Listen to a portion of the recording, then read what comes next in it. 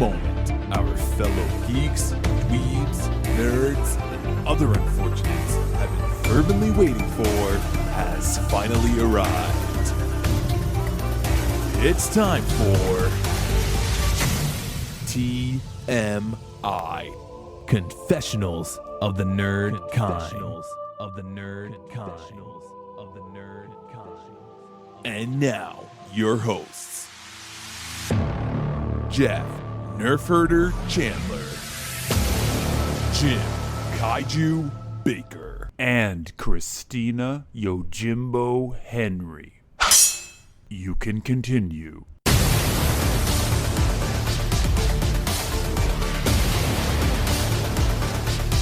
And now, let's get on with the show. Here is TMI. Okay. Are we ready? I don't know. I'm going to warn you right now. I've got 7 pages of notes between these two movies.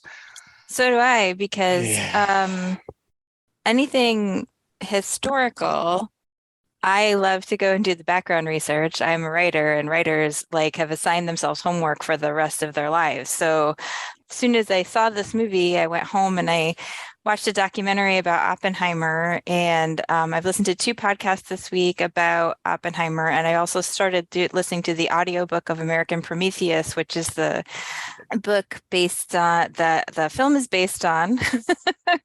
And I also watched, and then last night I watched another documentary called The Day After Trinity, which came out in 1981 and actually featured a lot of people who had worked in Los Alamos who were still alive at the time they made the documentary. So it was pretty. And Carrie Ann Moss, was she in it? Interesting. No. Well, so in other words, I can throw away my 7 pages of notes. I got nothing else I can bring. Let's just keep in mind that I have to edit this. So let's keep it to 2 hours, and we have another huge movie to talk about after Oppenheimer. I won't say everything that I learned, but I did take some keynotes about some interesting things that would add context to this movie. I love when I see something like this and I can go and delve deeper. So cool, which is fine. I saw it yesterday, so I didn't do too much delving. There's not much I can, although I haven't stopped thinking about it. So that's not a bad thing.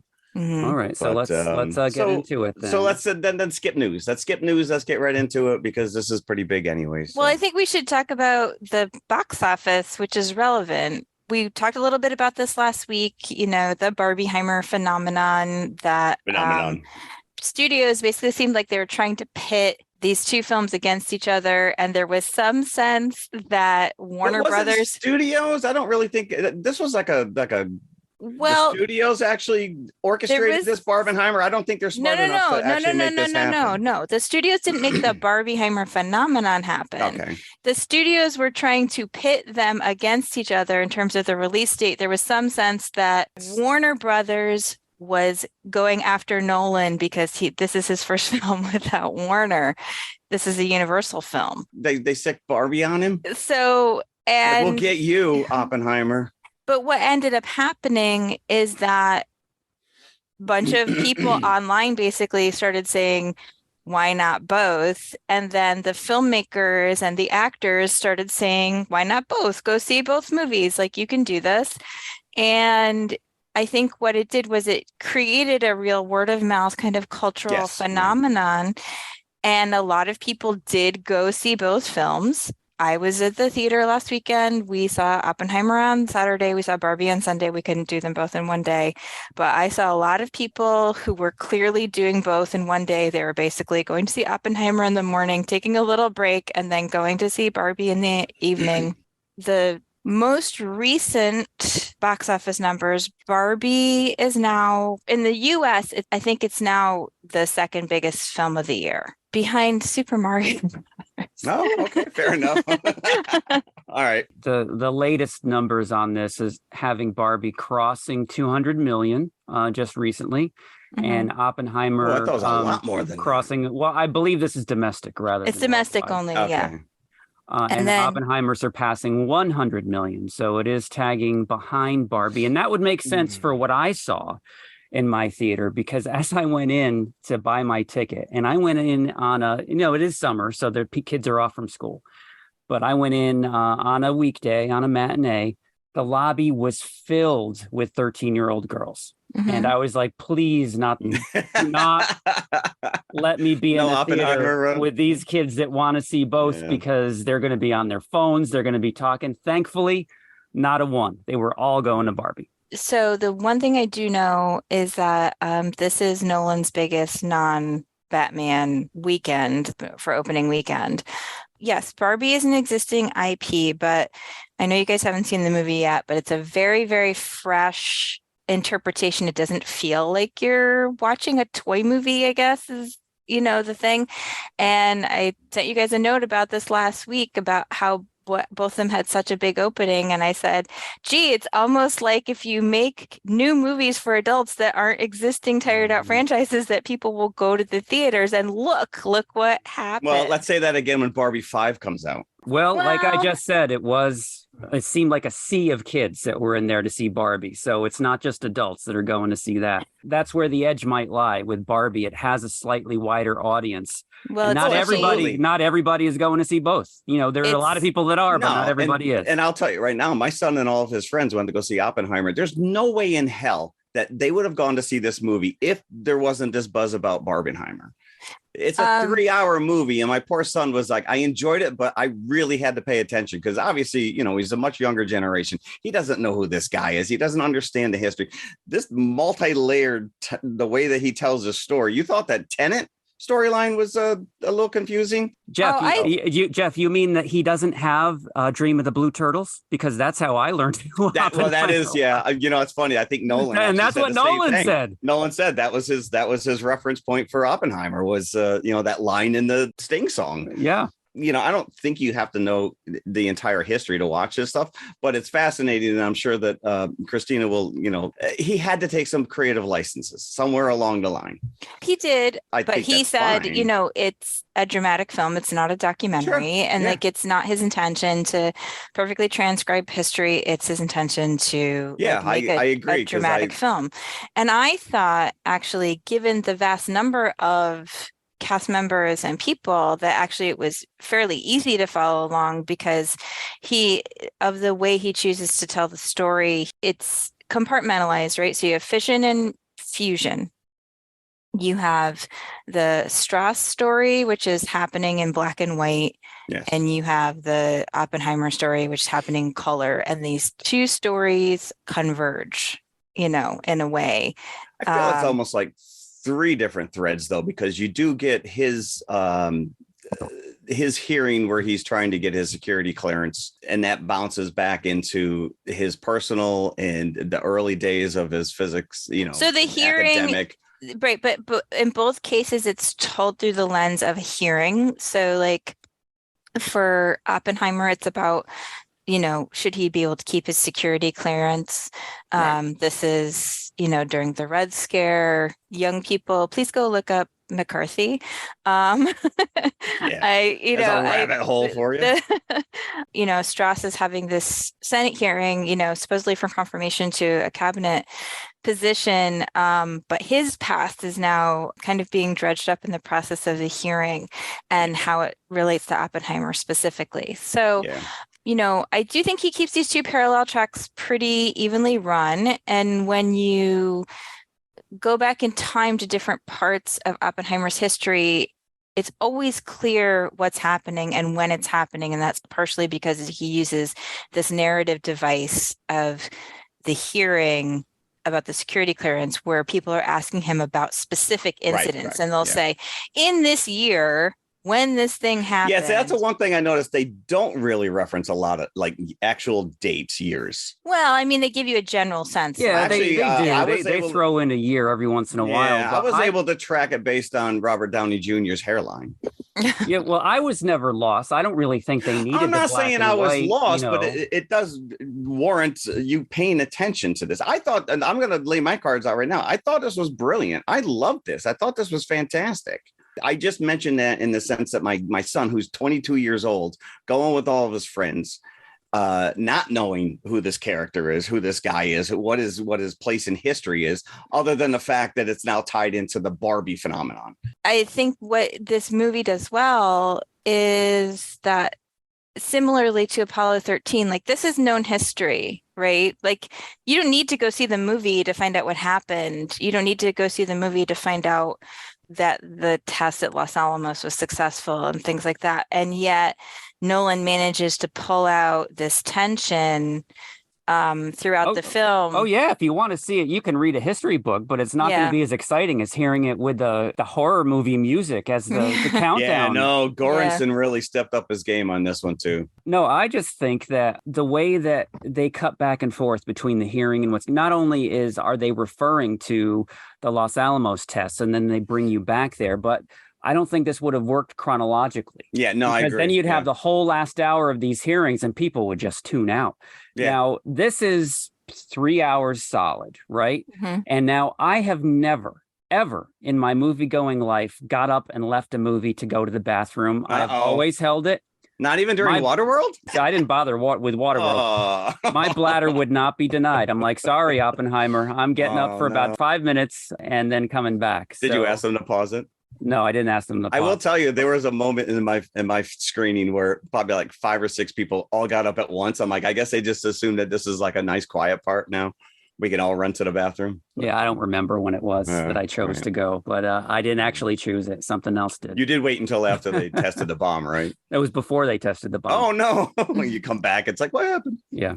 Before we get into like the meat of the film, I do want to point out like 2 fun trivia facts that I heard on, it was actually a BBC Radio 1 interview with Nolan. The first thing is that apparently the IMAX film is approximately 11 miles long. And 600 pounds. And somebody pointed out that it takes about 3 hours to walk 11 miles. So you could conceivably walk 11 miles and watch the film in IMAX simultaneously, start at the beginning and end. And then someone else pointed out that Gary Oldman has now played Churchill and Truman.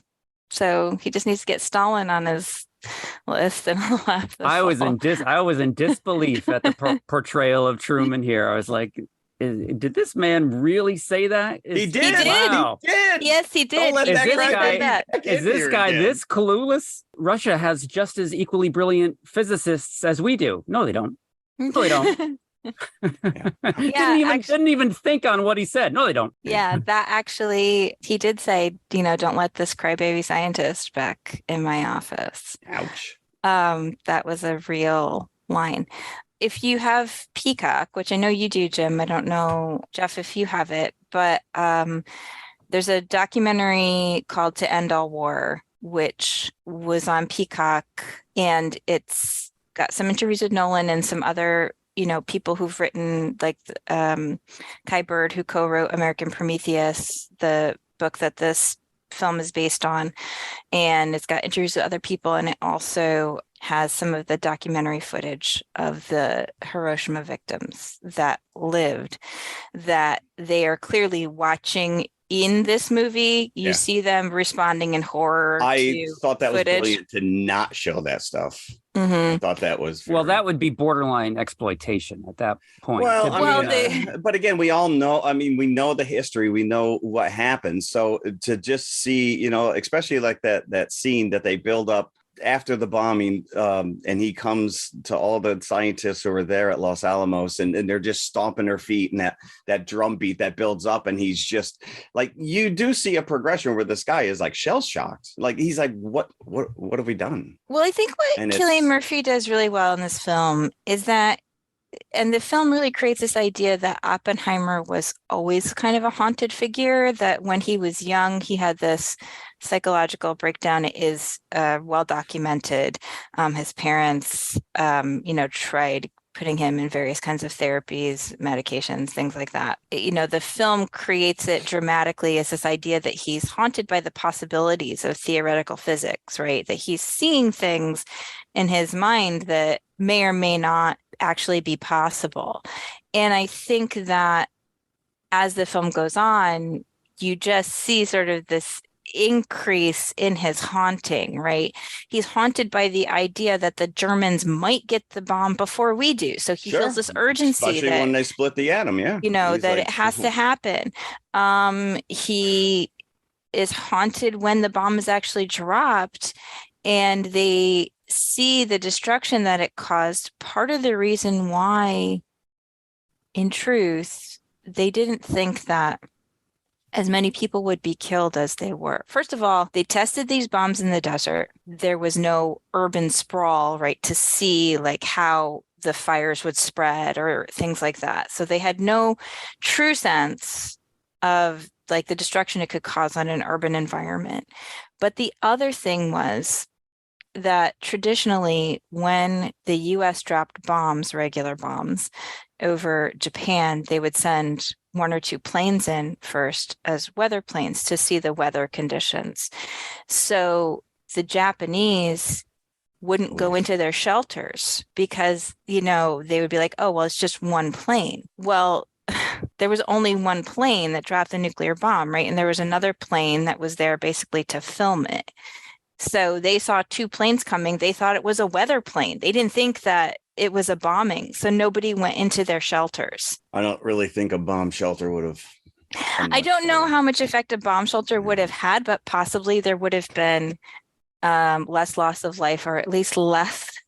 How many people died of radiation after the fact? There's radiation, but also yes, people who lived but were burned and things like that. Yeah, no. But they didn't anticipate that there'd be quite so much loss of life, which seems naive. But you're tasked with coming up with this, and they're working to their best abilities. But there's a realization, and you see it a little bit when they're in the cabinet with all the other military members there, and they're picking targets. And he's like, "Oh, Kyoto's off the list because I took my wife there on our honeymoon." It just seems so random, cold and like they're pinning a tail on the donkey. So, and they even at the end of the movie, it's kind of like they were going to surrender anyways. At some point, they were on their last legs. The end of this movie, I had goosebumps, and I was like, I would need Barbie to cleanse my. Well, what was great about the narrative structure of the hearings being interspersed throughout, and seeing the character of Strauss first played as an ally. Strauss. Yeah, it's Strauss. All right, thank you very much. So, and we'll have because he friggin' we'll have a lot of fun, I'm sure, with the pronunciation of Godzilla later. But I think it was a great usage of this narrative to show him as an ally at first, and then turn him into, for those that weren't in the know, like that he is actually the bad guy. Yeah. I mean, I think if you know history, but this is what's brilliant about it, right? Because at the end, this is almost like a Few Good Men at the end, when you find out that Jessup called the red alert or whatever. The whole speech that Jack Nicholson gives. I think is great is that you see Strauss in the course of these hearings through the character that Alden Ehrenreich plays. Yeah. You see it through his eyes, right? And he seems like, he's just like a flack, right? He's just like the aide, and he's there to like help him get through this process. And he's like reassuring him. He's like, it's no big deal. It's fine. It's fine. And he's on Strauss's side. And you see that at the beginning. But then as the more the story gets revealed, you see him just in his facial expressions really turn against Strauss and start to feel like maybe this guy doesn't deserve this position. When he's like, wait a minute, you think you're giving me credit for pulling the strings, but you've been doing it all along. You do get a sense of the guy's character when he starts early on to obsess about what was said between Oppenheimer and Einstein. And I think this is brilliant to bring it back to that. Yeah, we're like the alt hit list with the Fermi and Heisenberg, and well, that was the names here. That was the crazy thing too. There's so many famous scientists in this movie that I didn't even realize until I looked at the cast list that Jack Quaid played Richard Feynman, who was like one of the most popular physicists in the world. You didn't know who he was playing, or that he was in the movie? Because I didn't realize. Smile is undeniable. No. I didn't realize who he was playing. Okay. I was like, there's so many famous physicists in this movie. Yeah, because they're all sitting around a table, and they don't have name tags on. So I think what's pretty amazing, because I did watch, these other documentaries, and especially If you have a chance to watch The Day After Trinity, it's directed by John Ellis. It's from 1981. There's quite a few people, including Hakan Chevalier, who's mentioned multiple times in this film, the Chevalier incident. It was really fascinating to see actually how well they matched the actors they cast to their real life counterparts. Not necessarily like an exact match, but sort of you could tell that they sort of physically resemble them enough. And Cillian Murphy, I think, it's crazy. Really resembles Oppenheimer, especially because he got so thin for this movie. Emily Blunt said he was eating like 1 almond a day or something, I think he had 2 orange slices throughout this entire movie. And a lot of cigarettes. Well, we can't just say that it's physical. I think, just like any good actor, yes, he did lose the weight. He cut his hair. I think he inhabits the character. Yeah, he does. So the physical is only a little part of it. But it is, but it helps. It definitely helps. He really physically resembles him. He has these huge blue eyes. If you see pictures of Oppenheimer, he had these huge blue eyes, right? And especially the sort of like staring at you out of this very thin face, and he looks so intense. He was the dreamiest physicist that ever lived. He was the dreamiest physicist. It was truly, he apparently was very charming to women. That does seem apparent that if the movie, he had plenty of naked conversations in this. He, yes, he was in fact, when I was watching The Day After Trinity, one of the young women who lived in Los Alamos was talking about how charming he was to women. At any party, he would always be the center of attention, and there would always be lots of women around, which is interesting because when he was young, he was very socially awkward. And he had trouble making friends. He always had a huge intellect, but he had trouble connecting with people. And then it seems like at some point in his life, he sort of deliberately made an effort to become a certain type of person, almost like he had a split personality, that he had like a public persona that was very charming, that was sort of a raconteur, that people, enjoyed talking to him. When his academic reputation, when he first started teaching, was that he could be very difficult, he could be very cutting, but people still loved to take his classes. And you see that dramatized in the movie where there's like one student and then there's a lot of students, his reputation just grows because he was so brilliant and he actually was a good teacher, and he sort of developed this little cult around him. Of all these brilliant minds, by the way, like, it's not like he is the shining light here and nobody else knew what they were doing. Like when they get the news that Germany splits the atom, some kid runs from the room. I'm going to try this. And sure enough, they like, look, I did it too. Like, how easy is this?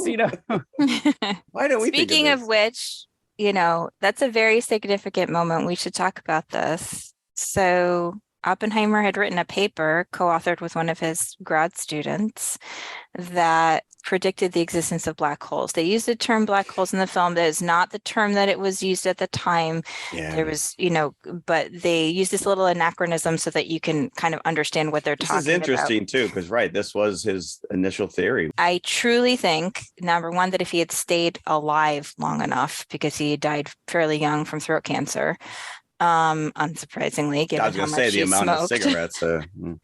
If he hadn't been involved in the atomic bomb project, he might have been known as the father of black holes. It's very not as the father of the atomic bomb, which, all of his theoretical work was really overshadowed by his administration of this project. Sure.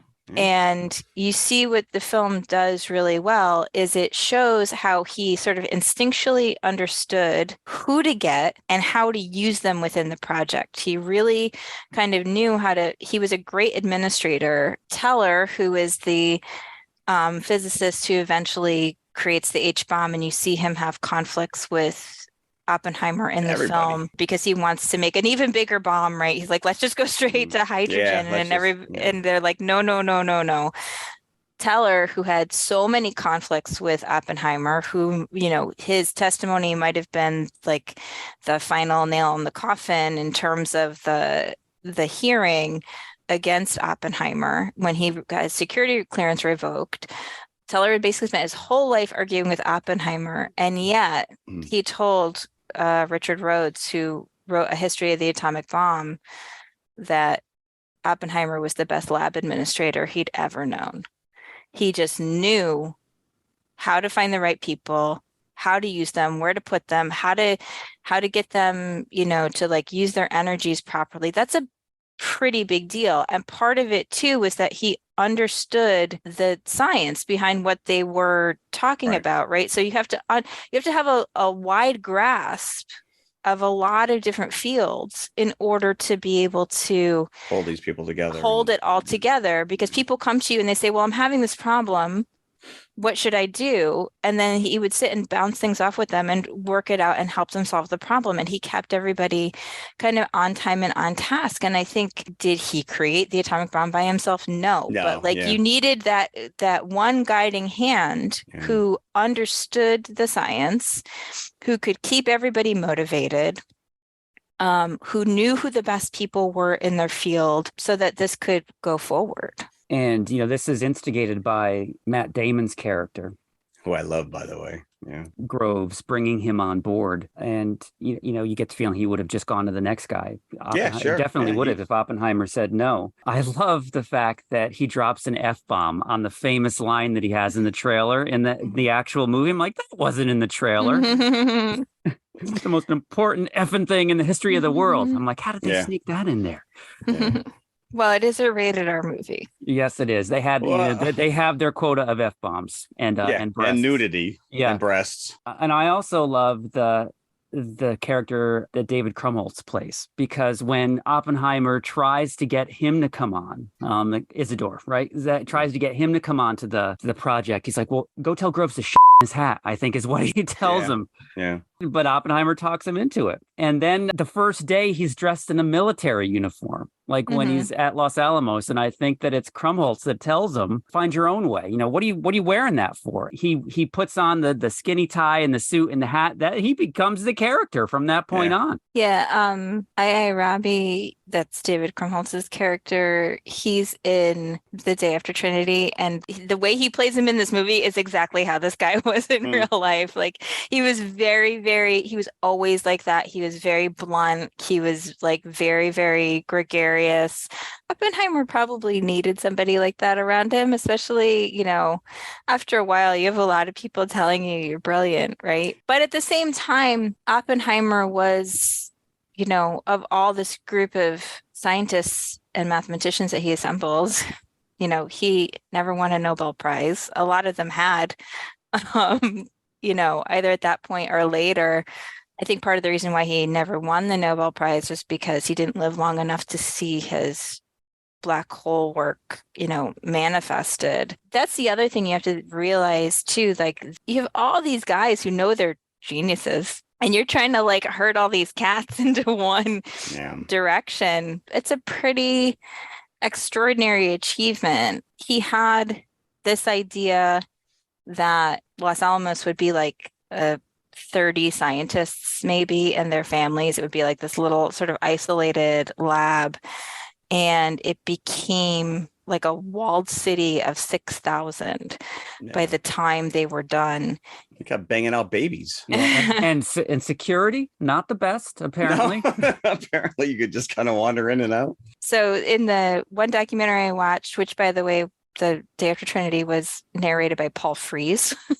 So it's sort of fun.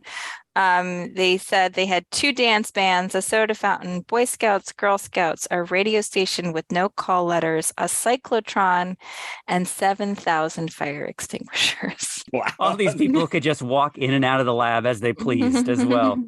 Total access for everyone. At one point, Kitty pointed out that there was no refrigerator. There was no kitchen. Or no kitchen. Yes. No kitchen. And he's like, how we'll are you take going to care of that. survive? Indiana Jones taught us you just jump in the fridge if you want to survive.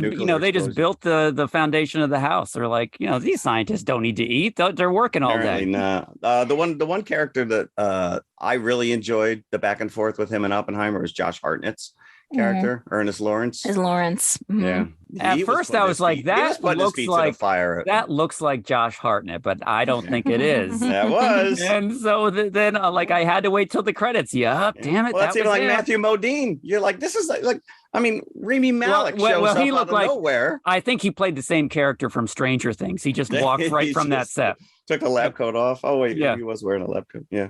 Yep. So they shot in Los Alamos in Oppenheimer's real home, which is obviously like a preserved site, but they had to build a Los Alamos for the exteriors because the real one is still a working laboratory, and as Nolan put it, there are Starbucks there and stuff. Yeah. So well, that was the interesting thing too. After all was said and done, and they carted off the 2 bombs, he's like, "All right, we can tear this place down now." Well, tear it down? What are you talking about? We got to build it up. And he's like, "What did I unleash?" It really is a slap in the face. But getting back to the nonlinear, the narrative, like when you're going from the hearing to his early days, as a teacher, and you see him getting involved with with the left, and he's got the communist meeting signs up on his blackboard, and Josh Hartnett's character of Lawrence is coming in. Don't do that. Don't mix politics. Not in the classroom. So he's the warning voice. It wasn't the Communist Party signs. It was the union. He wanted to unionize. He was trying to unionize, but then his first girlfriend was a known Communist Party member, or he was going to meetings or what have you. So all this comes back to haunt him, unfortunately. And you see he's kind of flirting with it, but he's not, just like probably anybody that was not entirely you're right. Open to just there was a nice little I don't know if this was historically accurate, but the fishbowl, and he just kept putting the marbles in as they were building up the is it plutonium so they had to have uranium and plutonium. So like the uranium's the larger bowl, and the plutonium's the smaller bowl. Is the little so it was a nice dramatic device. Great, brilliant. It just then you didn't have to. Yes, correct. You didn't have to. You don't have to show the factories and all the stuff. You just have this represents what we need, right? And you have this drama of because they can't do it unless they have enough. Yeah, no, I thought that little because there's so much going on in this movie, and that's just another way to here it is, time's passing, ticking down, we're almost there, kind of a thing. And I think the thing that probably surprises people too is it's relatively fast, the development of the bomb, if you think about it. Yeah. But in terms of the war, it was slow. So it took a long time. They really felt an urgency to get it done. And one of the interviews I listened to this week was with Richard Rhodes, who wrote History of the Atomic Bomb. And he said some of the people he had interviewed for the book, some of these scientists, were really haunted by the fact that they felt they hadn't built it fast enough. One of them, his brother had died in the Battle of the Bulge, and he thought, if only I'd worked harder, maybe my brother wouldn't have died. Well, I mean, their motivations woulda, shoulda, coulda. Were really, they genuinely thought, well, we will make this weapon and war will end. And of course, that's not what happened. And perhaps in their minds, they just thought that the fact that they had it would be enough of a deterrent, right? We don't even look what we have. Don't even bother anymore. That was the arguments that you see played out in the movie once Germany surrenders and Japan hasn't surrendered yet. Yeah. I'm like, well, there's no more race with Germany, and it's only a matter of time, they think, before. But the truth is, when it comes down to it, math is math, right? And the science is the science, which is basically what Oppenheimer tells Truman, right? The Russians have very good scientists. Once the knowledge is out there that this thing can be created, out of the bottle, baby, then you don't even need the actual design of the bomb. You just need to know kind of roughly what you're looking for, and then these scientists will figure it out. If they've got a really good grad student over there anywhere. That's the thing, right? Math is math, as Mr. Incredible says. We've been trying to do and chasing this down ever since. Yeah, this is almost like an obvious conclusion, but Truman is just in complete denial. He's like, nobody's smarter than us. I think what's interesting is, you talk about, there's so many people in this movie, right? Christopher Nolan has really developed a stable of people who like to come back and work with him over and over, just like Wes Anderson. And also that people just want to have the opportunity to be in his films, even if it's only for a few minutes. So you get Ken Branagh, who's been in Yeah. a couple of other Nolan films, Mhm. but he just shows up for like Yeah. a minute, you know. Yeah, but that Yeah. must be a great payday, though. Like, I just have to work for a day, I and know, I'm in yeah. a Christopher Nolan movie. Yes, Yeah. correct. I'll do it for a cup of coffee. Yeah, Yeah. Well, I mentioned Rami Malek, and I mean, he really is, until that Senate hearing at the end there, he's got You just see him a very couple little times to in the do. Yeah, in the background. background. Yeah. Because But, you know, You're like, what is this kid? What is this? he's with Fermi. he was very important at the end when he At the came. end, yeah. Yeah. So- no, he was instrumental in So taking that's down that you straws. need somebody like that, because when you see him, he is unmistakable, right? Yes, correct. Even if you only know him from the Queen movie, Queen, and like, yeah. there's the Queen guy, like he's in this, and then Freddie Mercury. so you remember him, and when he comes back, you're forced to remember that scene that he was in. So Yeah. you're thinking, because Oppenheimer kind of threw a fit in the first scene, like, oh, he's going to testify against him, but that's not the case at all. Yeah, so he's no. like the smoking gun right there. I will say right now, because we've mentioned Robert Downey Jr. a couple times, I will say that this movie has to be in the conversation for best editing and best supporting actor by RDJ. I think that Cillian Murphy should be nominated and win for best actor for. Yeah, I mean, he is yeah. so good in this.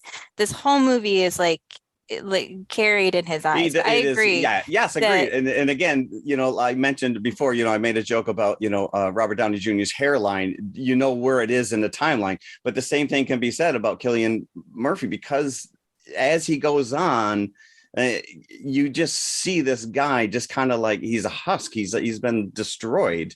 And especially like after they released the bonds, and he's like, well, the Groves told me he was going to call me.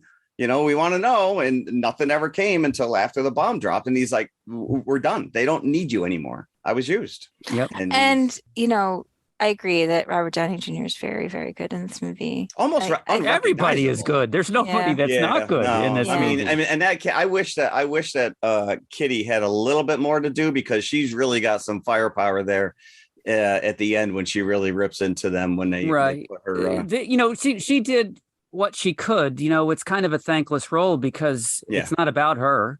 No, exactly. You only have so much time, and there's a lot to get to everything else. Right. But she's memorable. She gives a memorable performance, I think. You have a lot of people who are, like I said, sort of in here for like a minute and then they're out again, Yeah. And I think, Emily Blunt's role is small, but everybody's role is kind of small compared to Murphy's and Downey's, right? Yeah. So everybody's kind of, it really, I think, they're all there to push their story. Yeah, and they're trying, I really think this is such an accomplishment as a filmmaker, because you're trying to take this big unwieldy, biography. Right. It's like a Godzilla-sized monster. I think it's an insult to even refer to this as a biopic, because it is so much more. And again, Jim, to Jim's point, if you just told us in chronological order, by the time you got to the Senate hearings at the end, your eyes would roll in the back of your head. You're like, well, all the action's over, Yeah. And it really creates, like I said, I think the thing that it does so well, though, is that first test when all the scientists didn't know what was going to happen, Yes. But we as an audience do know, right? They lay in there with their backs still, look through the glass. They're going to die a horrible death. Even though it is not going to set the atmosphere on fire. Mm-hmm. Somehow they build suspense. Yeah. Oh, and that scene with Matt Damon again, he's like, and a lot of it again is because the music, that ascending violin, the strings, like and you are like on the edge of your seat. Yeah, the brilliant use of sound or lack thereof, but like there was numerous times where the dialogue would almost go into like radioactive static. A couple times, and you're like, what, something wrong with the speaker, listen to it, but it's like, it's just brilliant use of sound in this. And let's just talk about some of the, besides Robert Downey Jr., some of the mustache twirlers, I like to call them, in the background, that kind of give this foreboding sense throughout, even in the flashback scenes that, these people are going to come back to haunt him. Like Dane DeHaan as Nichols, who is, ostensibly working for Groves, who is Oppenheimer's supporter, but Nichols doesn't seem like a good guy. He doesn't have Oppenheimer's best interest in mind. And then you get Boris Pash. Yeah, Casey Affleck. And I don't necessarily like seeing Casey Affleck in a movie. So when he shows up It's like You don't like him already? throwing tomatoes at the screen. Oh, that was you? Oh man, Tony Goldwyn's character during the and I'm like, he'll always be the scumbag in Ghost to me. You killed Patrick Swayze. And David Dastmalchian as Borden as well. Yeah, lurking away, trying. It is like you said. It is an unbelievable cast. I think what you see is, like all these people who just had a personal axe to grind against Oppenheimer, who sort of are able to connect, right, because of Strauss, who sets this thing in motion. That really was. Now Oppenheimer's hearing happens in a closed room, and that was deliberate because, like they said, they didn't give him a chance to be a martyr, right? Most of the McCarthy hearings, were public. Yes, correct. And this is what happened. They would find people who had some kind of personal axe to grind, or they would find somebody that they had leverage against, and they would use them against other people in these hearings. And it's a really horrifying part of history that people should understand. Lives were ruined. I mean, ruined. People destroyed forever because of this paranoia about communism. Communism pre-war was, yes, like the FBI was kind of keeping an eye on it, but like there wasn't the same degree of fear that you had once the Russians detonated their own bomb. Like, you see the government, the shady government guys taking license plates at the one meeting or party. Listen, if you're all going to show up at the same place, I'm writing down your license. But it's just like they're gathering information on everybody, so they have something on them, just in case they need it down the line. For our files. Yeah. Right. So in the 1930s, you can't tell me that stuff's not still going on. Yeah. In the 1930s, Oppenheimer's name was added to a list that the FBI kept of people to be arrested in the event of an emergency. In an emergency. An emergency, quote unquote. Yeah. And the thing that was devastating about Oppenheimer's hearing is that he didn't have a chance to sort of, I think he took it very personally. You see that in the film where he's like, everybody's like, just walk away. Like it's a kangaroo court. It's not, it's not going to be fair. And he's like, but I have to fight it. Yeah. But at the same time, he's sort of very stoically kind of taking well, Kitty calls him out on it. Accusation. Fight back. This is bull crap. And he just sits there and takes it. It's very interesting because one of the things I learned is that when he was a young child and he had gone to a boarding school, and he, like I said, he was very socially awkward. He did not get along with the other kids, and they put him in like an ice house overnight, naked, like locked the door. And he likes to be naked. And he never complained. He took it very stoically. And I really thought about that during, the scenes when he's sort of taking the abuse. It's almost like he disassociates, right? It's like he just kind of, he feels, and I think too, he feels in some way that he deserves it. Yes, that's what I was going to say, because if you just take what the movie tells you, he's already beaten. He's already guilty, Yeah. So he feels that he deserves it because of the deaths of the people that he caused. Yeah. Because he tells Truman, as much, I have blood on my hands. And he hands him the napkin. And I still can't get over that one scene. He's like, you didn't drop it. I did. Like, his ego is just huge. There's not enough room in that office. How dare you take credit for my... and talk about ego, just how petty is Strauss. It turns out that he was after Oppenheimer because he thought that he badmouthed him to Einstein. Yeah. And he embarrassed him during that hearing earlier. And that's all. That's a long-term plan right there. Yeah. Get you. Talk about mustache twirling. Yeah. And that he felt somehow, even though he was the head of the AEC, he would never be as respected as Oppenheimer or Einstein or any of these other scientists. Well, I was going to say, right? you mentioned the name Oppenheimer before this movie came out, and most people would at least recognize the name Strauss. Not so much. So he was what never comes back. Right in that regard. There's a scene when they're sitting around that dinner table and they have to keep moving the flowers in the middle yes, so yeah, they can see across the table at each other. And Downey takes out a reading of, we've got a reading of heavy radioactive fallout in the Pacific. Like, so somebody else got there first. They never touch on that again. Oh, that was part of, okay, so this is That was 1954 when Godzilla came. This is a historical thing. So, we had done these tests in Bikini Island, right? Yeah. And Strauss lied publicly about the fallout and the impact of that because he was trying to push forward not just the hydrogen bomb, but also like the use of nuclear energy, like in power plants. Yeah, so he was actually suppressing a lot of that data, which it doesn't come through in the movie really, because I think there's just too much information.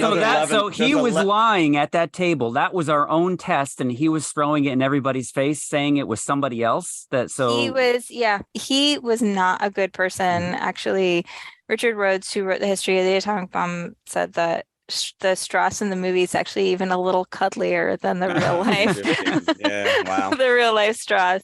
So, I'm assuming there's at least another 11 miles of IMAX film of cutscenes.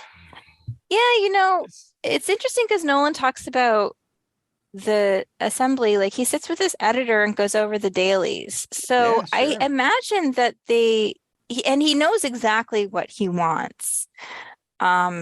Downey said that he was called in for ADR, and he said, normally when you do ADR, it's like 2 or 3 days. You come in and, you go over different lines. And he's like, no, I was called in to do one line that did not make it into the film, but Nolan wanted it in the film, and he remembered it from the script, an earlier version of the script. Not the final version, but he wanted Downey to say it. So he called him in to do this ADR. He just keeps the whole movie in his head. So I imagine, and especially when you're using these big, heavy IMAX cameras, I don't think there's a lot of wiggle room wasted for footage. I agree think with that, you. And Nolan he's one of these guys that has a very distinct vision. Going back to what I said before with this, being in the conversation for best editing, because it really is a masterpiece when you watch it. Yeah, I won't deny that.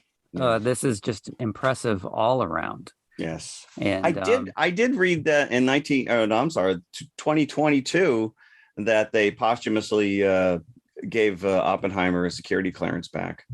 Yeah, that was just an acknowledgement that it was like, a political stunt. I was gonna say that they knew the movie was coming out, and they're like, "Oh, we should maybe do this." And so now his ghost has access. I guess so. Yeah, now you can haunt the Pentagon. I guess, I don't know. Yeah, the Pentagon that Groves built. Yes, correct. Groves was the interesting thing about Groves. Groves was had been to MIT.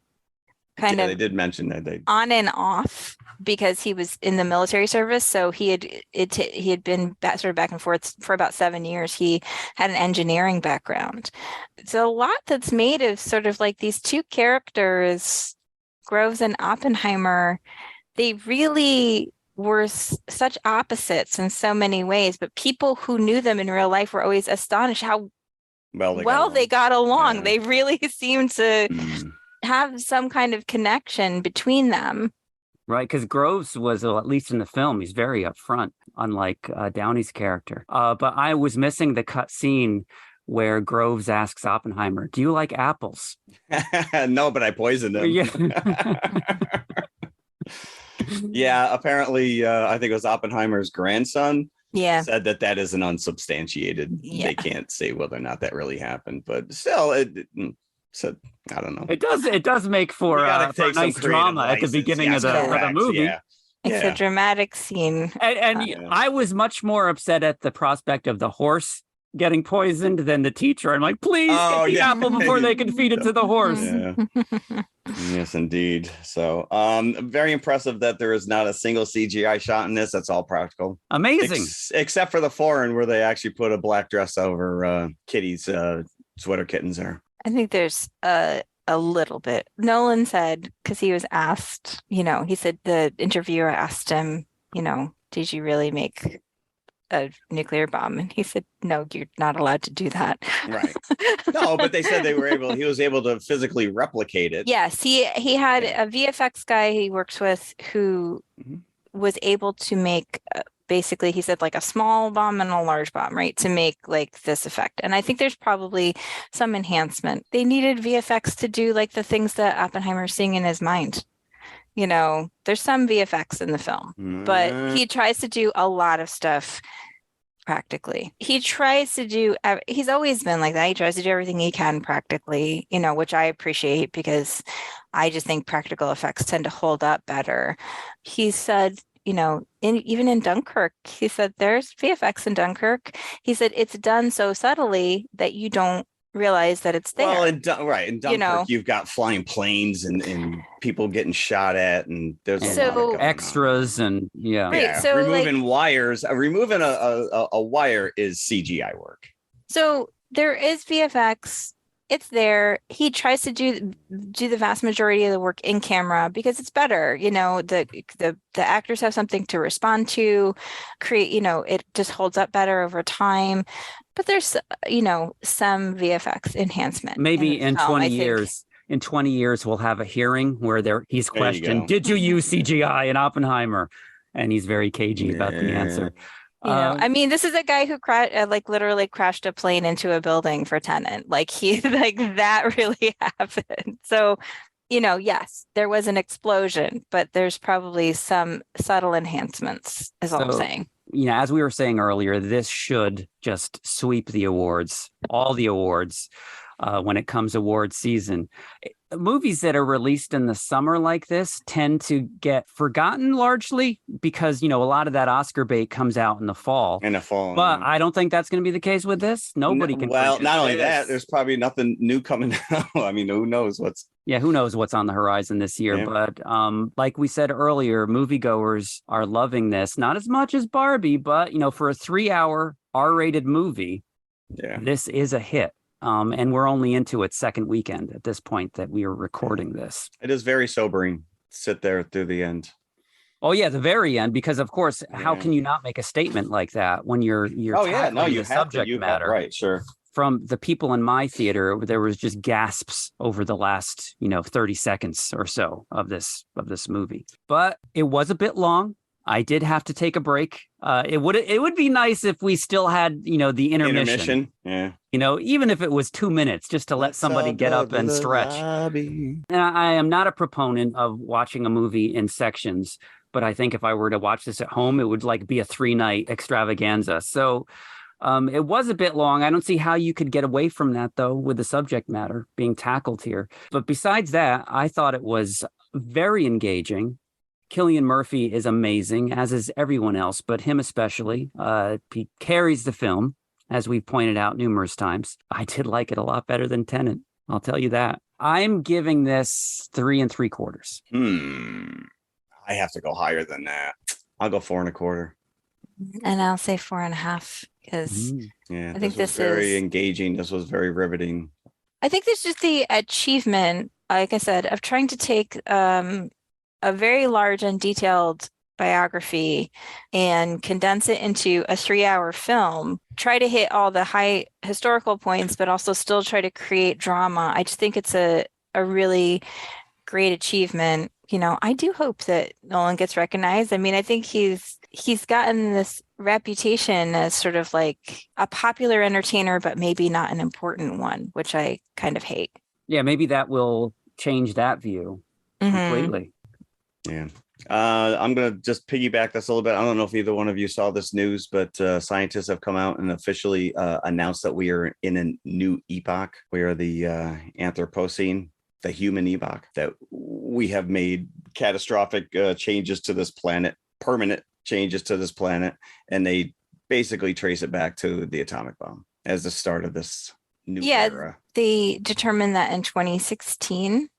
There's a 2018 documentary that's, pretty sobering, but I think that they officially, because there was concern we can go all the way back to man discovering fire. Right. And they want to look for what they refer to as the golden spike, like the area where this, this kind of effect on the planet. And I think that they've pinpointed it to this area. Right, around the 1950s, because then you start to see geological traces of the atomic Nuclear bomb test. So fallout. you actually see us physically affecting the geology of the Earth. Yeah. Did Sting get a thank you credit at the end in the credits of Oppenheimer? No. Even under Gordon Sumner, maybe we'll have to look for his name in there. I did not sit through the credits. I really want to recommend that if you have a chance and you're interested in more of this, the Peacock documentary is readily available. It's called To End All War. But really, to me, it was even more interesting was the Day After Trinity, the 1981 documentary by John Ellis. If you're interested in this subject and you want to go further and you're not ready to spend, the time to either read American Prometheus or to listen to it, I'm listening to it now. It's about 20 hours long. It's a big book. She's listening as she's recording this episode. Listening to it right now as we're speaking.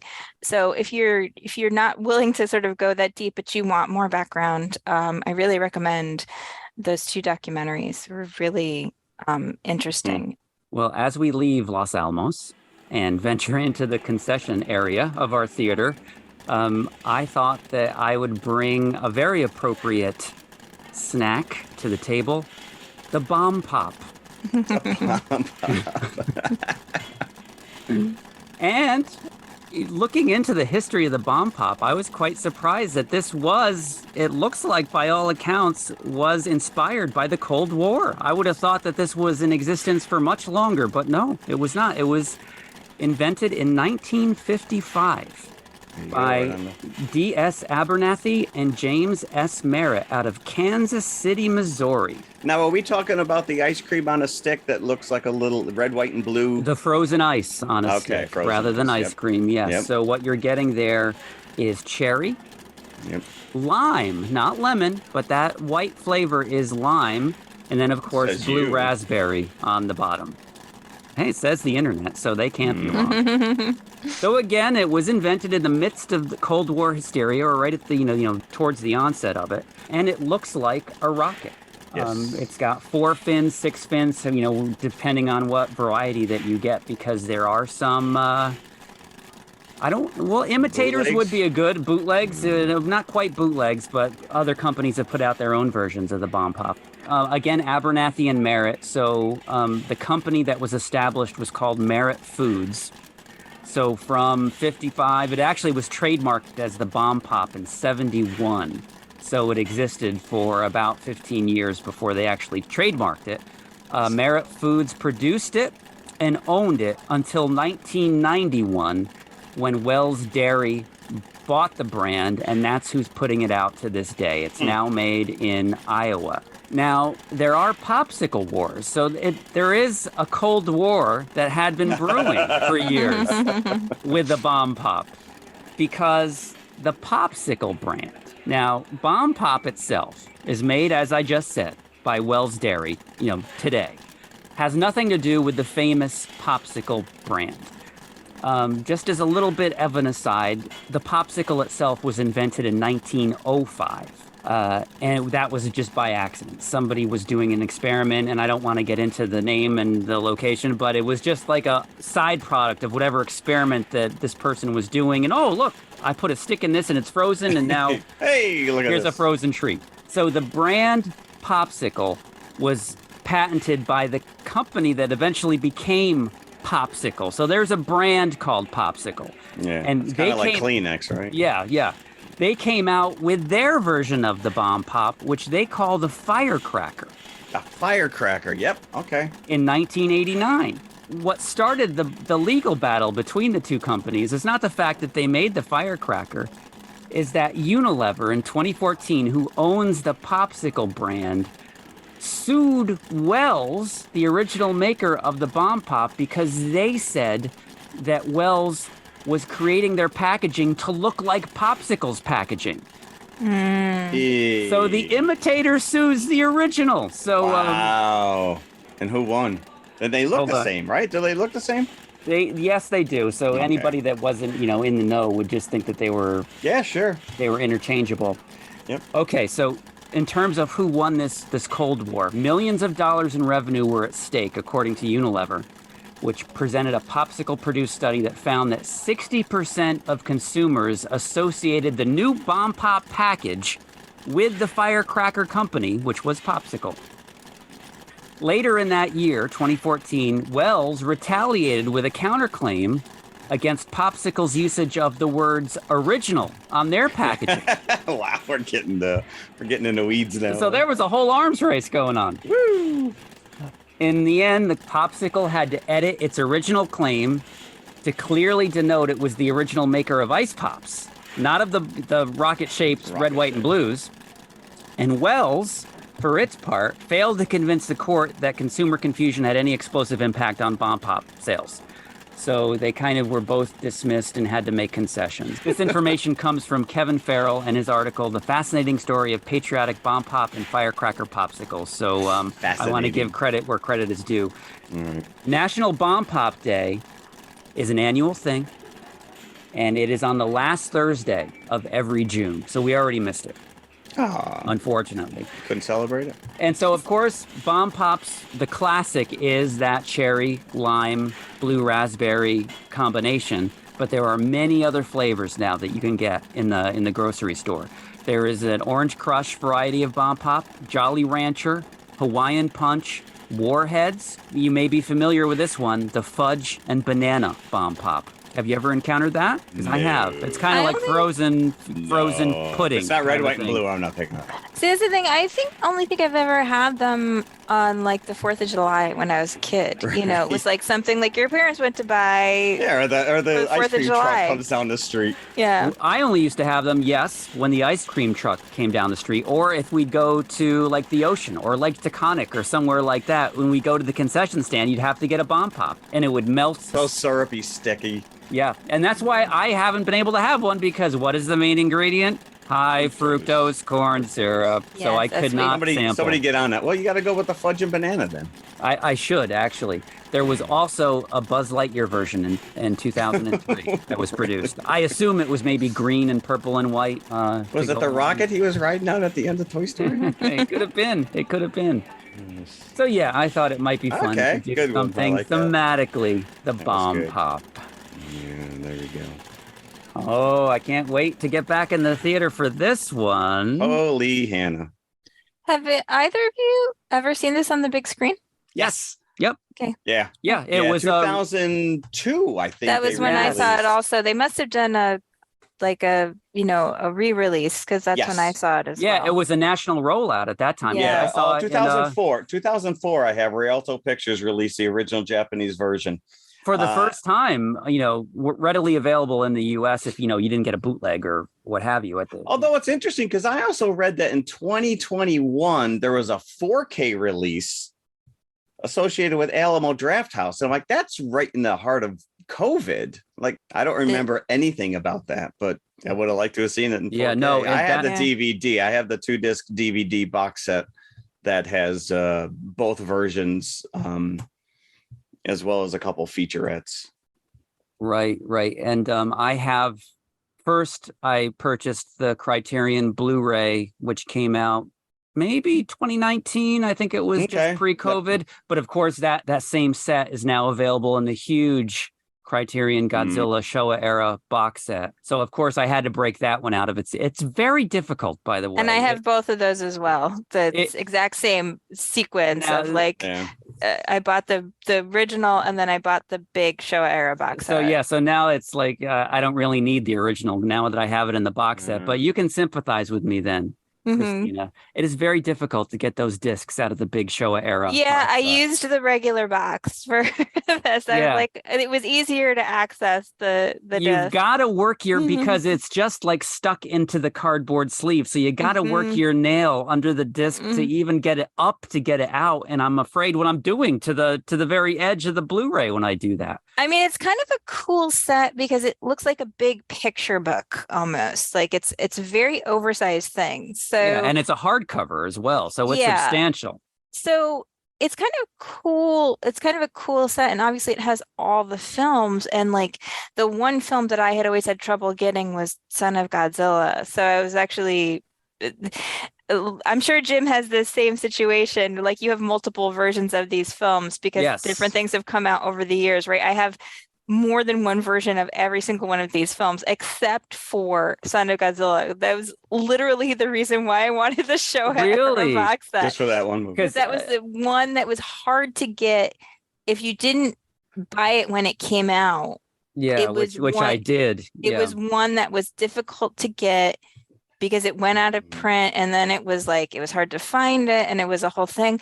And I was so thrilled. And plus, the set has all the films, which is obviously Yes, it does. great. Although And I really I dragged my feet when it came to buying the set. You got it almost right away, but yeah, I dragged my feet on it because I was very upset that it did not include the English language version of Godzilla versus the Smog Monster. And when I say English language version, there is an English language version that Toho made for international English use, but American International that released it in the US did their own English dub, which I feel is very superior to the Godzilla versus Hedorah dub.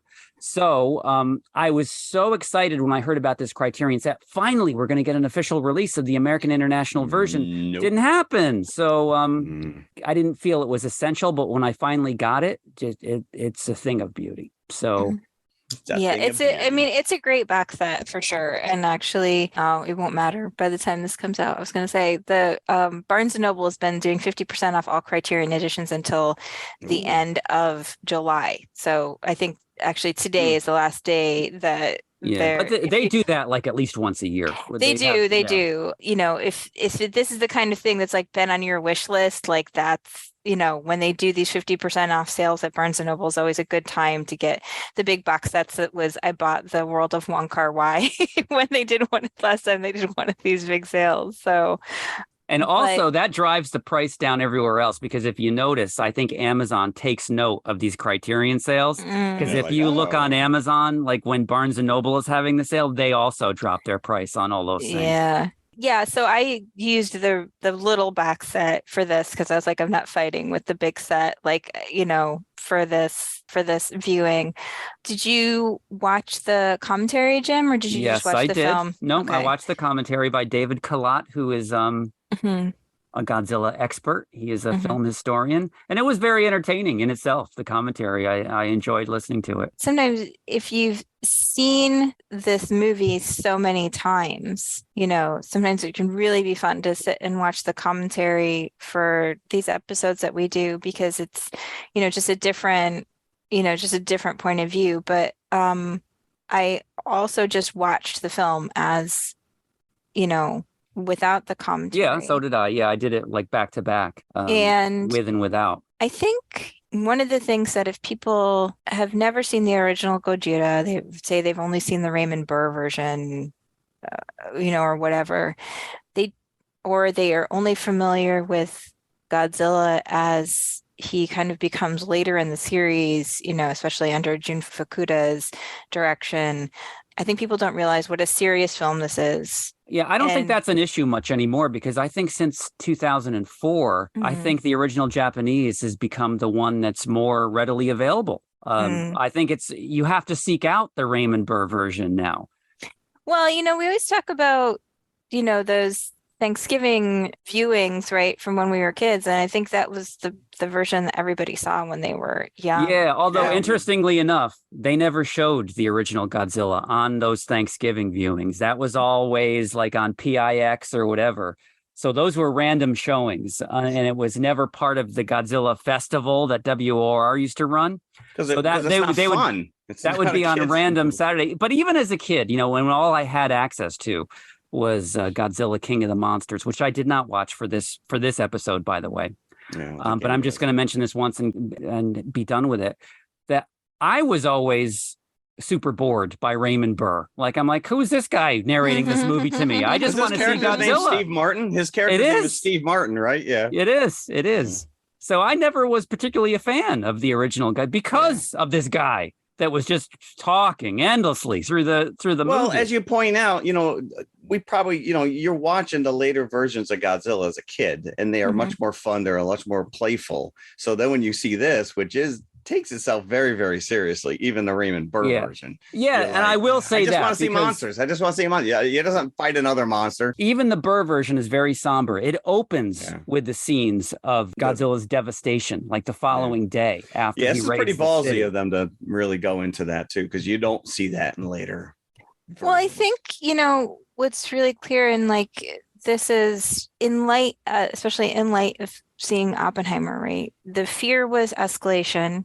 But the fact remains is that Japan is the only country that has ever had an atomic bomb dropped on a civilian population. It was so devastating. I talked a little bit about the documentary footage of the burn victims and stuff that you can see into End All War. But if you've ever seen the way Hiroshima looked after that bomb dropped, that is exactly how the city looks after Godzilla has been through it in this original Gojira. So they weren't mincing anything with what was this is portrayed here.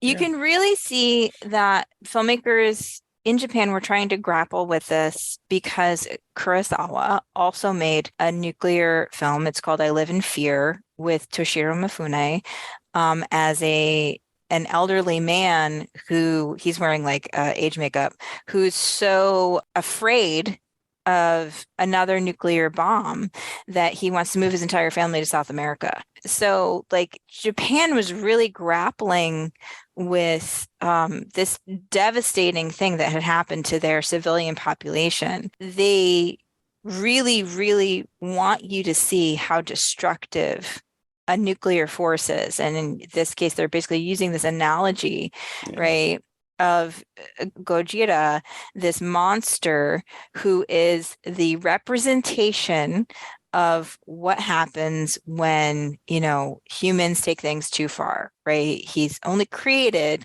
because, according to the mythology of the movie, there's H-bomb testing in the ocean that affects this ancient creature, that lives far below the surface. I think in the later Gojira films, you never see innocent people die. In Smog Monster, you do. Well, that's not because of Godzilla itself. You see, but here you see a lot of people die or are injured. You see poor Shinkichi, right? His whole family is killed on Oda Island, or the woman holding her daughters and saying we're going to see daddy. They're really taking this very, very seriously in this film. Right. You don't hear what they say, but they are in the American version as well, which I say sometimes it's forgotten that a lot of the somber stuff is in the American version, but a lot of the metaphorical stuff is lost. But obviously there's not the connection or the meaning that this would have in Japan, but it isn't the first monster movie that kind of fed on nuclear fears. The Beast from 20,000 Fathoms, which directly influenced this. That's a plot point of that one as well, but nothing to the effect that it's displayed here. And listening to that commentary, the character of Serizawa, again, further tying in our two movies, it's hammered home in the commentary, influenced by Oppenheimer. Yeah, he's, even if you just watch the film and you don't watch it with the commentary, you get that sense. He's scared of this thing that he's made. Yeah. He's worried about, he doesn't think humanity can be trusted.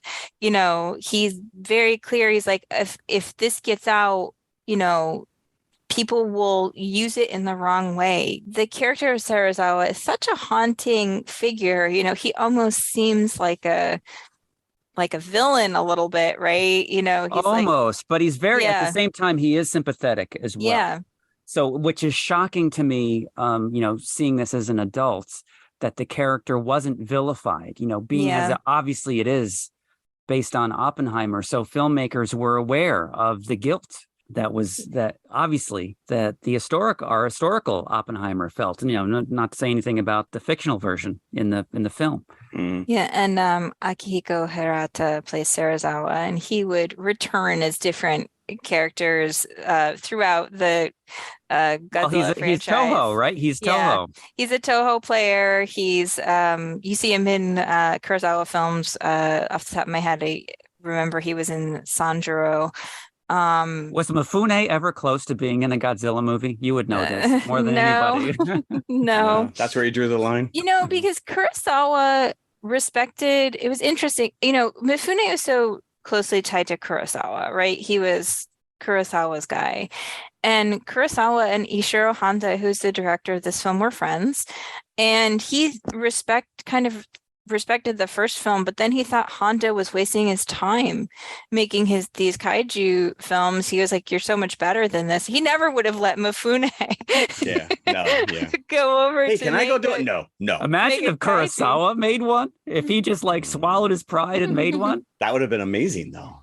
Yeah. I mean, it would have been like a Christopher Nolan movie. Yeah. Right? It would have been 3 different timelines. Samurais everywhere. Some incredible thing. But speaking of Kurosawa, so Takashi Shimura plays Yamane, the paleontologist in this. Of course, if you've seen Seven Samurai, he plays Kanbei, the leader of the Seven Samurai. He was also a Kurosawa player. He was in, a ton of Kurosawa films. And he has this kind of wonderful gravitas that he brings to every part that he plays. And he really represents something interesting in this film because he's so haunted by the idea that we would kill.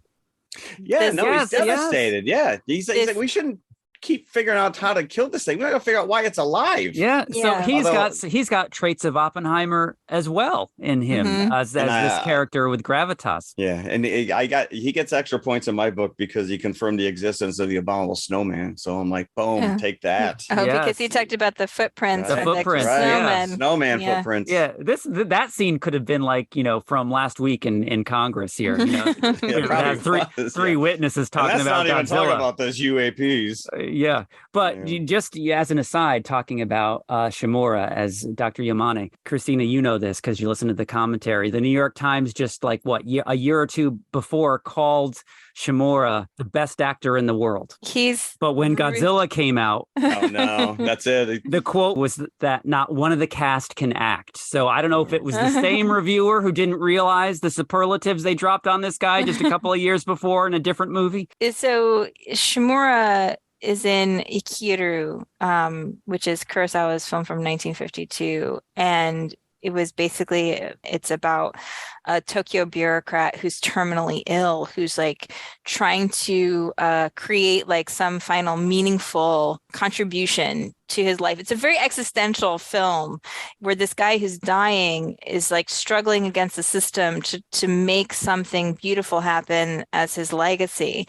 And he's extraordinary in this film. So if you see Ikiru in 1952 and then you see Gojira in 1954, probably all cut up, right? The Raymond Burr version.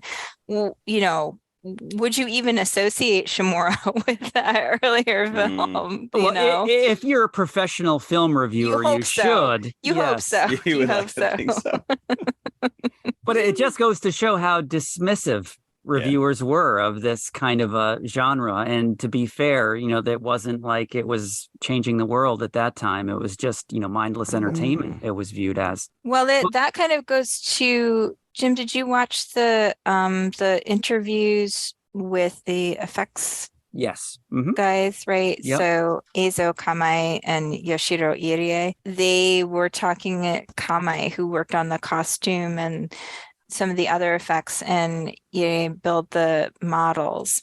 Kamae said that the other people at Toho made fun of them when they were making this film. He said that they were like, people said Subara's team are idiots, like they're Yakuza, they're madmen, that people really did not respect what they were doing. He's like, and yet this movie made hundreds of million yen. He was like so defensive. You could tell even so many years later, he still felt very defensive, like very protective of like what they'd done and what they'd created. Well, I mean, they were really creating something new. I mean, Jim mentioned the, Beast from 20,000 Fathoms, but I mean, putting a guy in a suit. Originally, they wanted to do stop motion And he was like, that's going to take like 7 years. We ain't got time for that. Yeah, he Figure was out another reluctant. way. He was reluctant to do the suitmation, but they were kind of forced into it. And, I'm so glad that they were. Well, the original design of, if you watch this, the one featurette that I watched, almost like a mushroom cloud, an atomic mushroom cloud. That would have been quite literal. So, they're leaning into what we thought were dinosaurs back in the day, the iguanodon and, the mishmash of stuff. But they came up with the design. But unfortunately, by the time they built that first suit, it was like, I don't know, 2 meters tall and 220 pounds. And no mobility. They're like, yeah, we got to rethink this thing. Getting back to the 2004 re-release of this Japanese original, if you were only used to seeing Godzilla King of the Monsters, which, I was, it was like a revelation. It wasn't like the movie was substantially different in terms of story. It was all still there, structurally, right? I think it's structurally, yeah. Obviously, you throw out Raymond Burr's narration.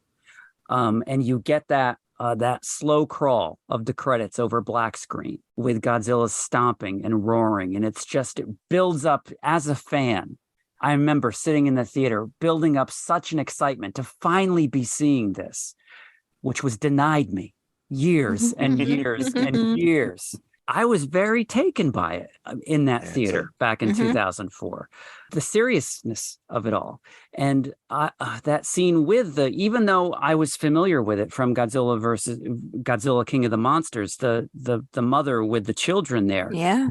You don't get that bit of dialogue in Godzilla King of the Monsters where, we're joining daddy. Like there's nowhere for them to run. And she's just resigned now to the fact that they have a suitcase. Like they attempted to escape. Yeah, but there's nowhere for them to go. No, this thing. And really, at this point too, it's also like, where do you go? Because at that point, the city is aflame. Yeah. Right. So it's not just Gojira. It's not just his presence. It's the fact that like everything is burning. These buildings are collapsing. The total devastation. There's that, sort of starkly beautiful scene of Gojira's silhouette against like the flaming sky. Everything is completely destroyed. It's like absolute devastation. And there's just no way any director from any other country could even begin to grasp what this was really like, right? It was their country. It was their population that was bombed.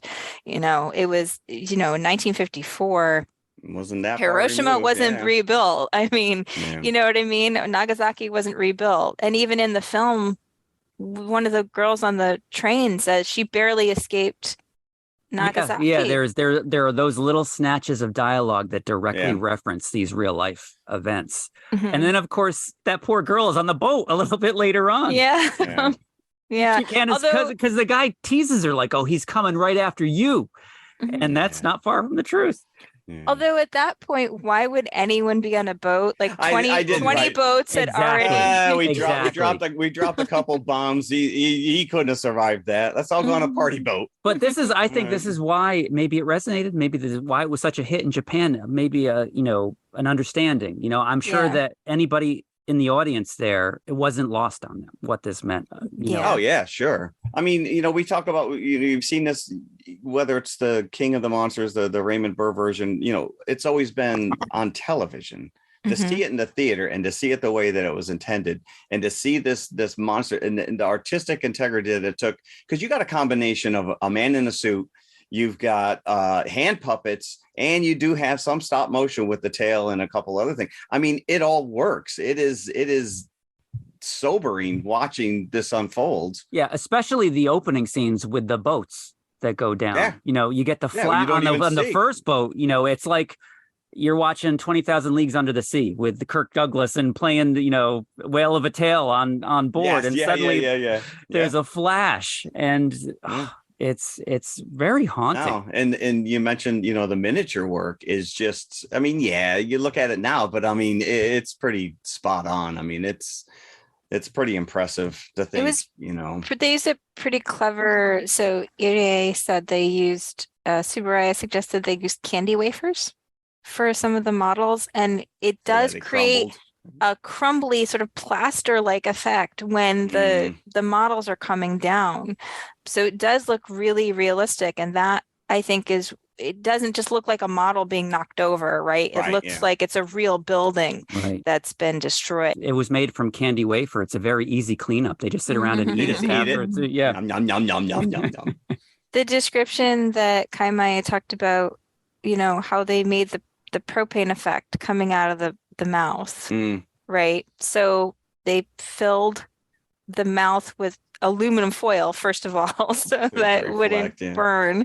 And they put a burner inside the mouth. Haruo Nakajima is inside this costume. They run already sweating, by the way. 130 degrees inside this thing. And they've run a tube up the back of it filled with propane gas. Yeah. All right, hang on. Into this man in an enclosed space with it.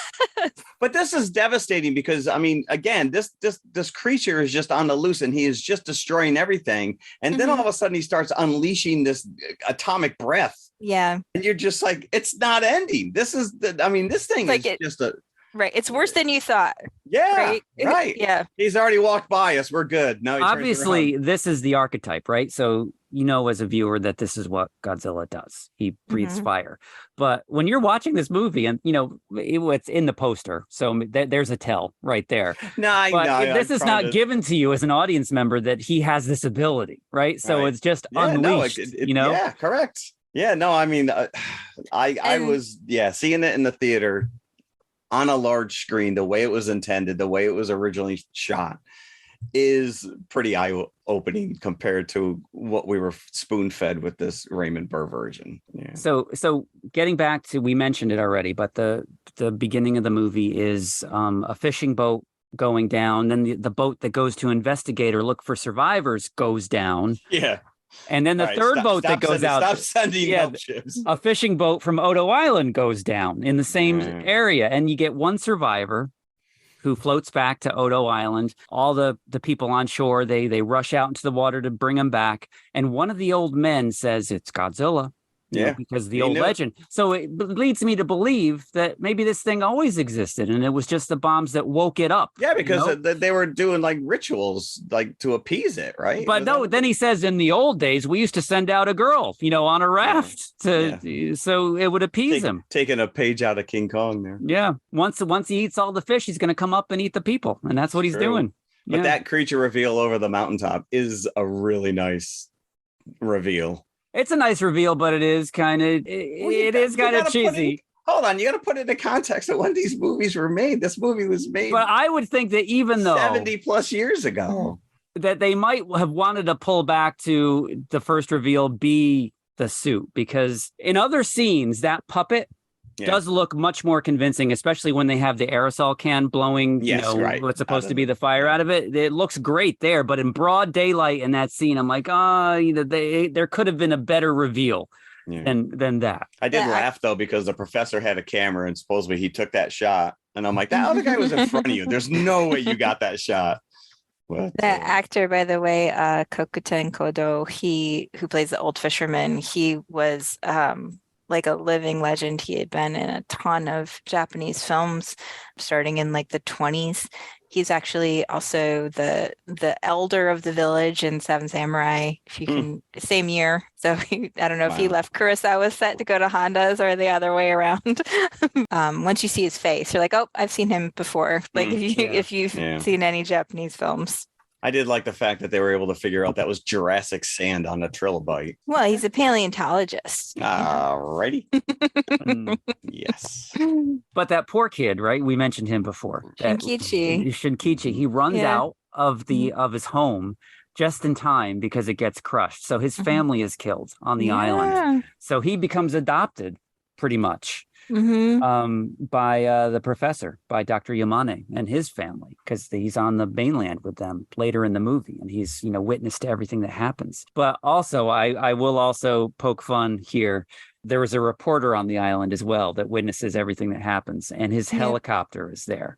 Yeah, and you see the helicopter blow over in the storm. He says because he says, I think in the Congress, like my helicopter didn't blow over in the storm. It was struck from above. I'm like, we did see it blow over. Yeah. Sorry. Maybe it was, but they didn't film it or something. Yeah. Uh-huh.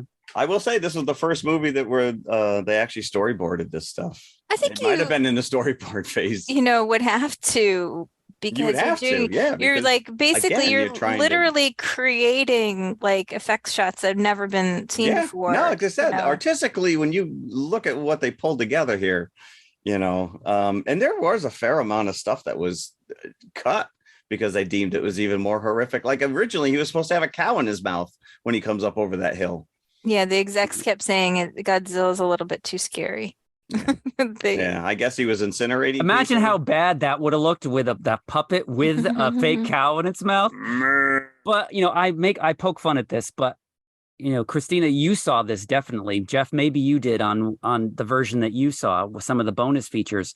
But the use of matte paintings in here is incredible. Yeah. Some of the things that they showed were matte paintings. I would have never thought in a million years were matte paintings. It's like seamless. It's really seamless. When they arrive on Odo Island and they're walking through the devastated village and the ocean's in the background, you just take for granted that's a shot, into the ocean. There's no ocean back there. No, it's nuts. It is great. And actually, in that little effects documentary, they talked about how they created the artificial sea out of gelatin. They used 36 sticks of agar gelatin and then like soaked them, and then they let it like harden or solidify, and then they mashed it up, and then they put food coloring in it. Like it was like a very complicated process to create this sea to put the model for the ship in, basically. But they were just kind of trying to create this thing out of whole cloth. Yeah. Yeah, they're setting the groundwork for every other movie that came after this. Yeah, whether they know it or not. Yeah. Well, it worked in the last one. Let's do it again. Yeah. Well, they didn't know because everybody was making fun of them at the Toho studios. Well, of course, as soon as this thing came out, it's like sequel right now. And like within months, there was a sequel in theaters. Remember when I was making fun of you? Yeah, I take that back. Yeah. And I love also that all those hearing scenes, the one government member saying we should never tell the public this, there would be a panic. And then that group of women that are yelling at him, you idiot, we have to tell the public. And they're going back and forth. Yeah. Shut up. Yeah, he's like, international relations would plunge into chaos. And I'm like, you were just bombed. I think that it's already at chaos level. And then when you get that subplot of the triangle between Ogata, Amiko, and Serizawa, which is kind of unnecessary, but it does give, some adult drama. Like, wait, he's her fiance? Yeah. Because I guess it was a prearranged relationship. Yes, yeah, he didn't seem too interested. No, he did not. No. Yeah, he wasn't too, upset either. What? Yeah, you know what? You're cute, but I'm going to kill myself. Yeah. Well, and that really felt like, this callback to this thing that he says earlier in the film where he says, as long as I'm alive and this knowledge is within me. Yeah, it's still in my head. Yeah. So it's really like when he makes that decision to go down, that he's not coming back because he does not want this to be used in a potentially, dangerous way. Yeah. And while I do appreciate those old school diving suits, scuba tanks were invented in 1925. So they could have just scuba dived down there. Well, they might not have had access to them. Maybe not. Yeah, they had to go all the way to the bottom and, quickly. So it was like, went right down. Put some rocks in your shoes. This is probably, apart from Godzilla's raid, this is one of the scenes I remember the most, the fish tank scene. Which is he needs to clean that tank, by the way, because you get Amiko's horrified reaction. You don't see what she sees at first, and I'm like, is it really terrible. That terrific or horrific that she's like? I mean, she screeches. I mean, it's probably pretty shocking. You just all of a sudden like. But even if it's not that horrific, it does make it seem so for the audience when you don't see what she sees. Yeah, now I like the fact that we have like a flashback 20 minutes later to. It's like, oh yeah, by the way, what we didn't show you, we're going to show you now. Yep. Mm-hmm. It's like, I screamed like that too. Because you got to take into context why he's so reluctant to share this with the world. And my first reaction was, well, what did you invent this for? Godzilla comes up initially, then goes back. They light off some depth charges. which just angers him. It But now actually he's in the causes him harbor. to come. But now he's in the harbor. Go back and try the depth charges now. No, we'll wait for him to come up on land. And the professor tells don't shine the lights. They don't listen. It's just going to make him angry. Yep, gonna make him angry. Yep. You wouldn't like it when he's angry. So the first night, he crushes a few trains. He destroys a bridge, and he goes back. So then that causes them to erect like a whole power line. They built that pretty wall. quick, I have to say, because that's a pretty impressive undertaking. And the professor, all this time, as we said before, is harping on the fact that you shouldn't kill him. We should be looking at his resistance to radiation. Why doesn't the radiation kill him? He feeds on it. We could glean a lot from looking at that. Nobody wants to listen to him. And Ogata, he's on the night he's going to break the news to his future father-in-law that Amiko is not going to marry Serizawa. She's going to marry him instead. He ends up getting into an argument about whether or not they should kill Godzilla. I'm like, dude, read the room. Read the room. How'd that go? Yeah, not too well. Oh, yeah, by the way. And another thing. Get out. Get out. Well, that didn't go well. Yeah. And they never really say anything to Serizawa or to her dad.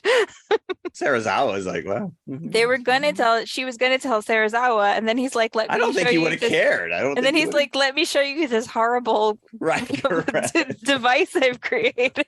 Yeah. And then very understandably, push you away even farther. Understandably, that's the last thing on her mind. She just wants to get out of there. Yeah. So sushi tonight? No. Mm-hmm. So yeah, Godzilla comes back the next night with the power lines in place. Doesn't make a difference, one iota. He blasts them, and I love this effect of the power lines melting under his atomic breath. Yep. And apparently they were just made of wax, and that's how they got that effect. Oh, you ruined it for me. This whole attack sequence is pretty intense. Yeah. At some points, they filmed only the lower half of the suit. So, when it wasn't needed, the actor didn't have to get into the entirety of the suit. It was just I would have loved to seen photos of him with suspenders, with wearing the pants. There are pictures. I didn't see them. That's actually the original suit. That was the first suit that was it was so massive. They recast a new suit, but the ones that they did for a close up of the feet they cut it in half. So he literally wears them like suspenders. Yeah. So they use the top half for close-ups. Yeah. And then they use the bottom half just for the stomping scenes. But yeah, there's some photos of Nakajima in the it's not even suspenders. It's like he's got 15 ropes wrapped around him to hold up the bottom half of this. Oh my, these guys do not get enough credit because like you said, 130 degrees inside this suit. This thing was lined with bamboo and chicken wire. It could not have been comfortable in there at all. I know, it's probably poking all for him your craft. He's got to use little eye holes in the neckline to be able to. He couldn't see where he was going. Just keep walking. Now, again, this scene is so somber. It's not like you're not watching a fun horror movie here. No. The musicality is in the stomping of Godzilla's feet, just this ominous boom. Yes. Boom, which in itself sounds like a series of explosions. And I wasn't even aware, and you could correct me, if they were playing music at all during this raid scene, or if it was just the sound of destruction in the background. It does start with the Ifukube theme, but then, I think it's the sound of his feet, but also the sound of his cry, right? The sound of his roar becomes this hugely intimidating thing. It sort of fills up the whole space, and you combine that with the roar of the flames and the falling buildings, and it does make this kind of cacophony of destruction that overwhelms everything. And then people are screaming, and then people are running, and you have all of this effect, and it just seems so terrible in a way that the later films, from the Showa era are not. Just because the Godzilla becomes a sympathetic and then heroic character as the films go on.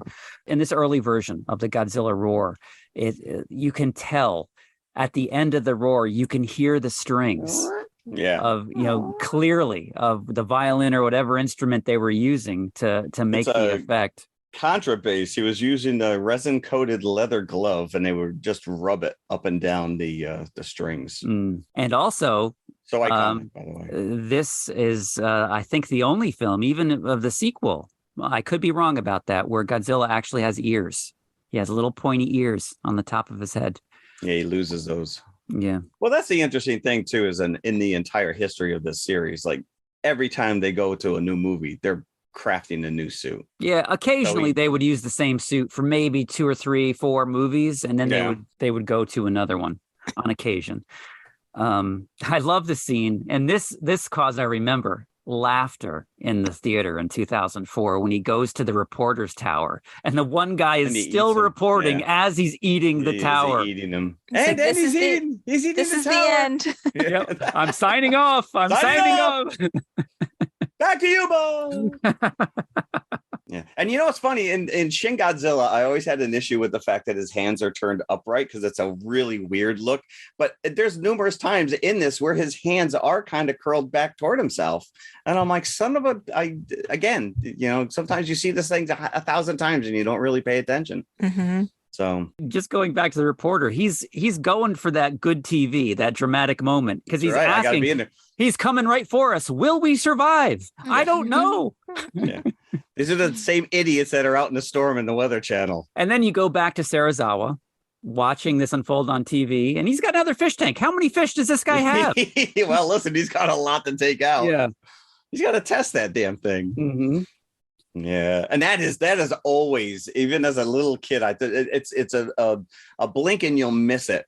But in the end, when he releases it and Godzilla's underwater and he just turns to a skeleton for like a split second, and then he disappears, like as a kid, I'm like, it's Godzilla's skeleton. Like it's the simplest little thing, but I think too that this contrasted with the later films, this final scene is very haunting, right? It's underwater.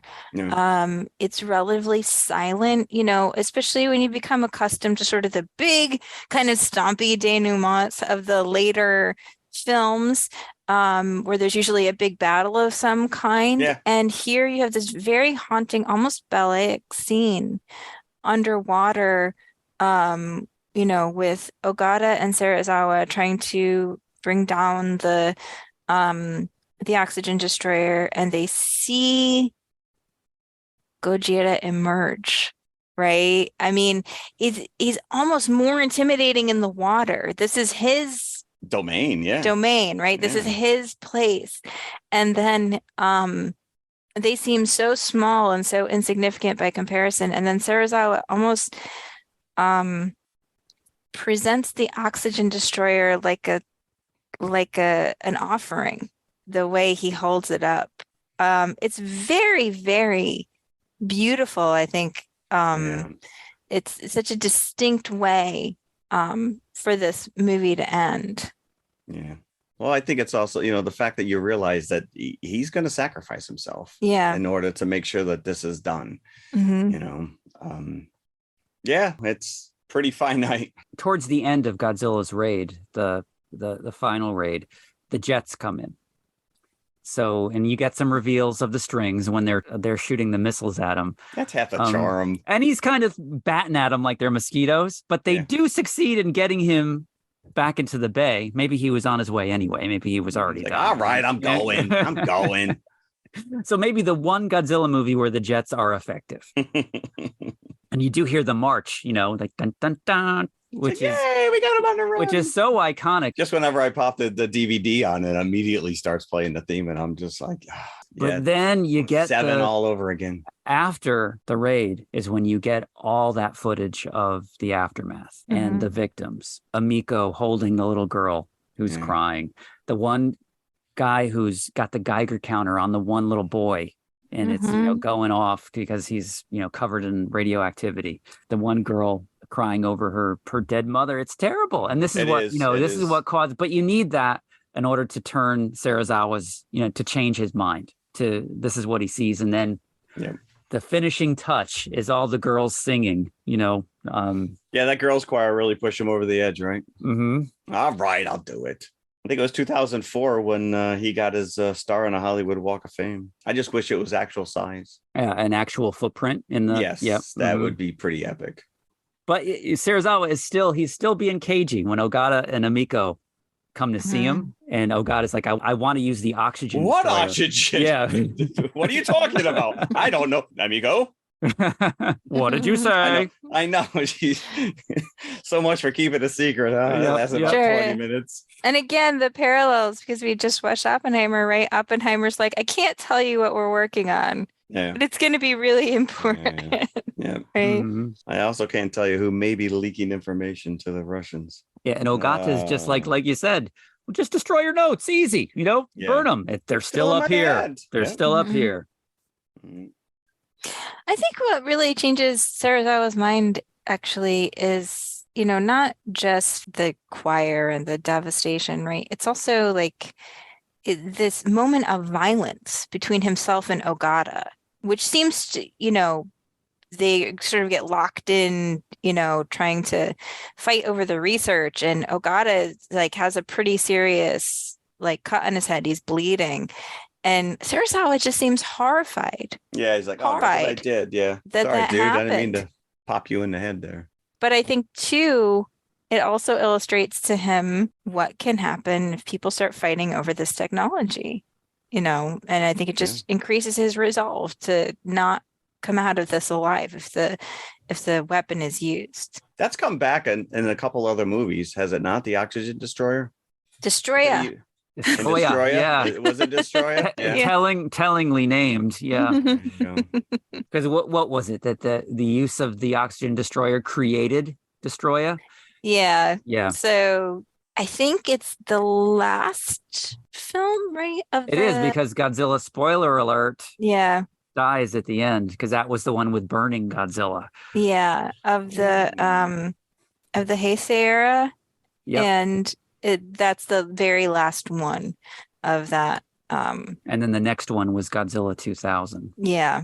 And it came out in 95. Yep. So Mhm. So Godzilla 2000 came out in 95? no, Godzilla versus Destroya. Oh, I was going to say that's very Yeah. confusing. No. So Professor Yamane is on the boat, when Serizawa goes down, and then Ogata comes back up and Serizawa cuts the line. That's a line. They should have really known that he cut the line when it suddenly became very light as they were pulling it up. It Right, didn't I know. take They them wait- looking no, at they the wait line till- like, oh, wait he a cut the minute. line. But Yamane seems he's more sad about Godzilla than he is Serizawa.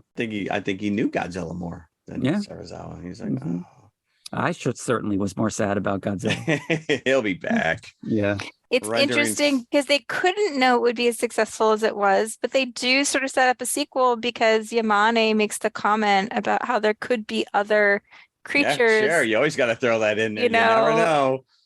And so it does sort of set things up perfectly for them to go on, yeah. even though they technically killed off Gojira. Yes, let's So hope that what- was the only one. What blows Around. your mind, if you think about it, the Godzilla that we know and love is from Godzilla Raids Again, not from this Yeah. movie. Yeah. Is the second one. Yeah. Junior. Yeah. So again, massive hit when it was released in Japan. Now, not only did The Beast from 20,000 Fathoms inspire this, but also, and this is in the commentary, the 1952 theatrical re-release of King Kong made a huge difference, on the whole monster movie landscape, because the guy doing the commentary had to remind everybody out there that, there was no video back then, and King Kong hadn't been seen by 20 audiences years? for 20 years. So Wow. Yeah. the 1952 re-release made more money than the original 33 release. There was that much interest in it. So that, coupled with The Beast from 20,000 Fathoms, really set them on a path to make this movie. It was nominated for Best Picture, Japanese Film Associates, and lost to Seven Samurai. It's a tough year, right? I know. Yeah. Ooh, of all the years to come out. Tough year to have to be up Seven against Samurai. Kurosawa's Seven A year from now, no one will Samurai. remember that at Yeah. all. This has a giant monster in it. How dare you? And I thought it was very interesting that the guy doing the audio commentary pointed out that the film stock used was cheap to begin with. So it was very susceptible to dust and hair and anything. So all these pops and stuff that you may be lamenting weren't cleaned up for the Blu-ray. They were there from the beginning. So even the 4K, they didn't go in and restore that. I don't know if they could. I don't know if it was possible. So the Blu-ray has all that, really, to an extent. Yeah, I think it looks pretty good. I think they did, a certain amount of cleanup. I don't think you can put something on Blu-ray like kind of as it is, but I think it looks fairly clean. All things I noticed considered. there's a fair amount of dirt and pops on the DVD, but I mean that adds to it for me. I just jokingly referred to how we're going to pronounce Godzilla. I just know him as Godzilla, so that's what I say. But the funny thing is that when Toho themselves translated this for English-speaking audiences, they used the word Godzilla. So it's not like Americans came up with that name. I think that's kind of a forgotten fact. I never knew it until I listened to this guy's commentary. I just thought that was fascinating. And when Godzilla attacks the government building and destroys it, apparently that was cheered in Japan. Well played. And it was, I think, the 8th biggest box office hit that year. Again, it was a tough year, as Christina said. But it was, it was a hit. It was a hit in Japan, obviously. They wouldn't have made over 20, 30 movies following up on it. So the big question, is this a secret 5 bucket episode for any one of us? I'm assuming that it's got to be for one of you. I mean, Jim, your nickname is Kaiju. Right. Yeah. So just admit it. I can't deny it. I really can't. There are other films in the series that I enjoy watching more than this one. Mm-hmm. But it's the start of everything that I held dear, like as long as I can remember. So there will always be a special place in me for this movie. So I can't not give it a 5 bucket rating. It's on the list. It's on the list. Hit that fanfare. Hit the fanfare. There you go. Woo! So, and again, it's a completely different viewing experience watching the Americanized version. So we should probably take a look at that at some point in the future. But it would not necessarily the other way around. You can watch this without watching the American version, but I think that it's fun to watch the American version on top of watching the Japanese just to see what they did to it. And so in some cases, it's laughable, getting actors that look like the actors in the first movie to make it look like they're talking to Raymond Burr. No. Yeah. Raymond Burr. It's so weird. It's so weird when you think about it. It's just like, there's this whole beautifully crafted film, and then they're like, what we really need to do here? Put an American in the middle of it. Correct. We need him to explain it to the dumbed down American Which audience. Is, it's not like Japanese film had not been released. They were, as we discussed during the episode on Seven Samurai, the cut was kind of mutilated. When it came over to the US, they took off a lot of that film, but films had been released here. Right. At least they didn't interject Kirk Douglas into the Seven Samurai. Kirk Douglas. They didn't let that go for the next couple of Godzilla movies. Godzilla Raids Again was altered. And to an extent, King Kong versus Godzilla was altered, by those newscasts that they used. But then they gave up on that, thankfully, as the movies. So, they might be edited here and there, but, there wasn't an effort made to put Americans into the movies until Raymond Burr popped up again in Godzilla 1985 as it was released here. Yeah. Which you can't find now, by the way. That is, I have that on bootleg, but you can't find that movie. Is there a reason for that? A lot of times is he playing the same character? So he is. He is. A lot of times the issue is these films were sold to like a distributor in the US, and then something happens to the distributor, right? Something happens between like the distributor and say like a video release and like who owns the rights for what. That was why I like I said to Jim earlier, like I have multiple versions of almost all of these films that were, released at different times, by different distributors on DVD and video. Somebody has the rights for some certain amount of time and then it goes away. It's why you can't find Hidora, the version that you want of it because of this kind of stuff. Yeah, and I have a feeling that Toho must own ultimately the rights to these. It must have reverted back to them and maybe they're just sitting on some of these things. Maybe they don't want the Godzilla 1985 out there. There's a Blu-ray. They'd rather have the return of Godzilla. There's a Blu-ray on eBay right now. Buy it now from Poland. I have Godzilla 85, but I could not tell you right now without going over to look at the disc. This one says 1984. That's weird. Yeah, my copy is from VHS, and I burned it to a DVD. There's a lot of VHS copies. So I have it, but it's not ideal. Yeah, someone needs to put together the Criterion needs to do a nice big collection for all the other eras. Right. Yeah, you would think that that's where they're headed with this. I am going to love it when we talk about Godzilla versus King Ghidorah, where they tried to bring the Terminator into a Godzilla movie. There you have it, folks. Oppenheimer and Gojira. This has been so long. I don't know if we want to do what else we did this week. Do we have anything of note? I do. Okay. What did you do? Yeah. Besides 10,000 hours of Oppenheimer research, I watched, and you guys should watch this, it's so much fun, an anime called Zom 100 Bucket List of the Dead. And it is not too much of a mouthful. It is on Netflix, Hulu, and Crunchyroll simultaneously. So you don't even need to have one specific streaming service in order to watch it. It is about a Japanese salaryman who is miserable in his job and he's given up basically everything pleasurable in his life for this job.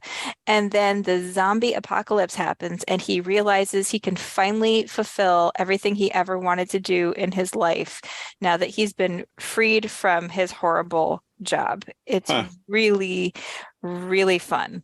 Really fun. That's what it takes, unfortunately. Yes. All you other working stiffs out there, it would take a zombie apocalypse to get out of your situation.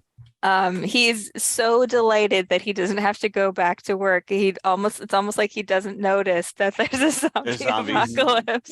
You might be able to overlook a lot of things. It's really, really fun. So yeah, it's on Netflix, Hulu, Crunchyroll. They're all running it simultaneously. The 4th episode should be coming out this weekend, so there's not that much of it yet, so you can get caught up. And they're anime.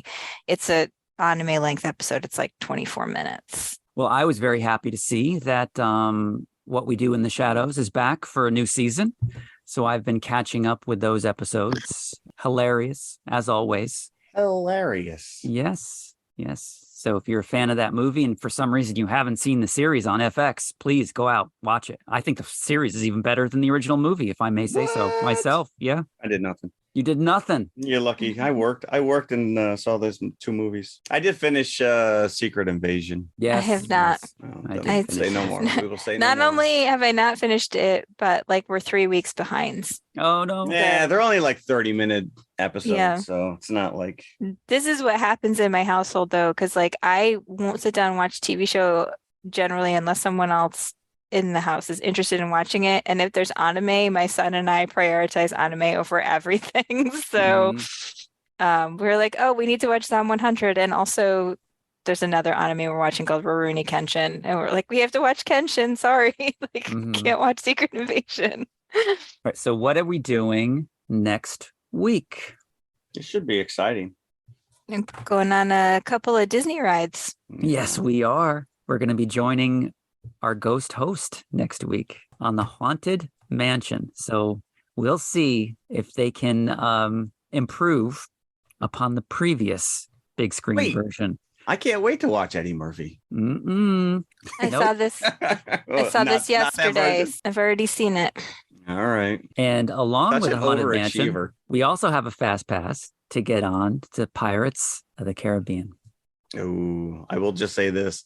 Dead men tell no tales. Now, I can't believe this is another one that we have not spoken of I know. ever in almost 300 episodes. But for the first time, we are talking the Johnny Depp-led extravaganza, which gave us Captain Jack Sparrow and gave the ride Captain Jack Sparrow. So we'll see. Wait, there's a ride called Captain Jack Sparrow? Well, he's in the He's in the Pirates of the Caribbean ride. Yeah. Well, I guess now. All right. Yeah, Yeah. they inserted him Okay. because I guess that makes sense. so many kids Sure. who saw the movie were like, why isn't Jack Sparrow in the ride? Yes. So they inserted him at various points. In Is the it really ride. just Johnny Depp hanging out? Yeah, That has happened. as soon as the boat He's not goes really by, he doing much, runs. yeah. He runs to the next scene. And, But does he do that little flippy run? I would hope that he Flapping in does. the air? Yeah. I hope Yeah. so. Yeah. Yeah, sometimes Keith Richards takes his place and nobody even knows. That guy. He is animatronic. He doesn't age. But that's next week. All right. So It's an e-ticket ride. Yeah, it's a Disney week. special next week. All right. Well, thanks for listening. Bye. Thank you. Bye. Hey, everybody. If you like what you just heard, be sure to follow TMI Confessionals of the Nerd Kind on Apple Podcasts, iHeartRadio, Spotify, or whatever you listen to your favorite podcasts on. Be sure to hit that subscribe button and then share it with your fellow movie nerd friends. It means the world to us and helps our listenership grow. You can also find us on all of the socials, Instagram and Twitter at TMI_podcast 2018. We're on Facebook and YouTube as well. Just look for the Popcorn Bucket. You can help support this show by visiting our TeePublic page for some TMI branded goodies such as hoodies, t-shirts, mugs, and stickers. tpublic.com/TMI Confessionals, all one word. A 5-star review would be incredibly nice as well. I'm just saying. Thanks again for listening. We truly appreciate you. Be sure to come back next week. We'll save some popcorn for you. What did you invent this for? Back to you, Bo.